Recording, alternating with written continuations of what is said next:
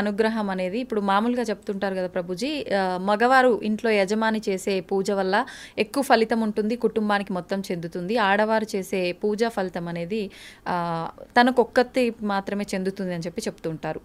ఇది నిజమేనా ప్రభుజీ? ఒకవేళ ఇది హస్బెండ్ నిజమైతే చేసే పుణ్యంలో 50% భార్యకి చెందుతుంది. భార్య చేసే పుణ్యంలో నయా పైసా హస్బెండ్కి రాదు. హస్బెండ్ చేసే పాపంలో 50% భార్య చేసే పాపంలో 50% హస్బెండ్కి చెందుతుంది.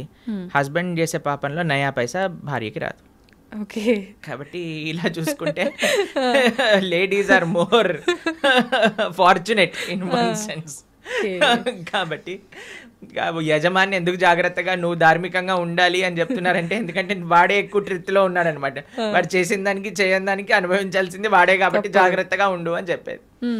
కాబట్టి మనం ఆరాధన అంటే ఏదో ఇప్పుడు చాలా మంది ఆడవాళ్ళు పూజ చేయాలి, మగవాళ్ళు పూజ చేయకూడదు, మగవాడేమో కాఫీ తాగుతూ పేపర్ చదువుతూ కూర్చుంటాడు అనమాట. అది కాదండి. ఫస్ట్ మగవాడి బాధ్యత. మీకు విషయం చెప్పాలా, వైదిక ధర్మంలో వంట కూడా మగవాళ్ళే చేసేవాళ్ళు.